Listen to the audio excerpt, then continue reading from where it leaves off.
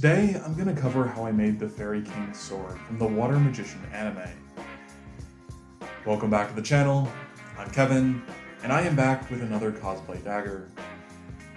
I'm not necessarily a huge fan of this particular series, but when I looked, I couldn't find anything else out there for this, which seemed like a shame. I started by watching the first couple episodes of the anime and grabbing some reference images. In GIMP, I positioned this image as the base, to make sure I got all of the proportions right. This is when I realized something was very wrong.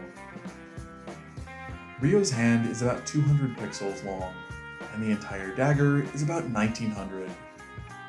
My hand is about 100 millimeters long, meaning that every pixel in this image corresponds to half a millimeter. Doing the math, this thing would be 38 inches long, or just over 3 feet. This doesn't fit with what we see in other shots from the anime, such as the numerous times that Ryo is walking around with this tucked into his belt.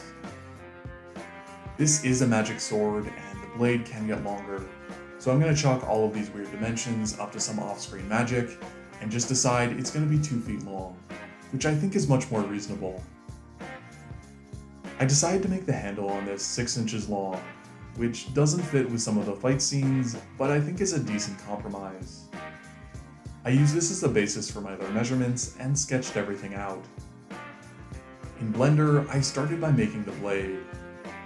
I'm not going to go into a ton of detail on how I did this, because I recently released a whole hour-long tutorial, so if you really want to know, the information is out there.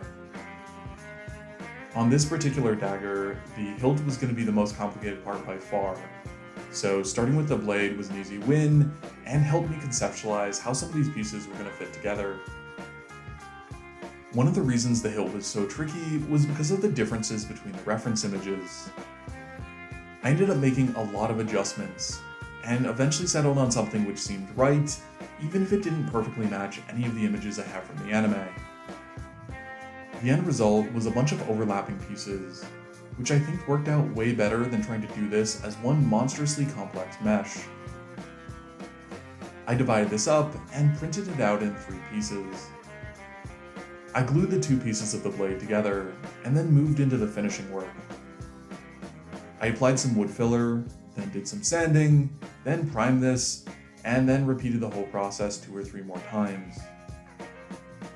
I started the painting process by mixing some metallic paint with matte paint to make it shine a little bit but not be too obnoxiously reflective.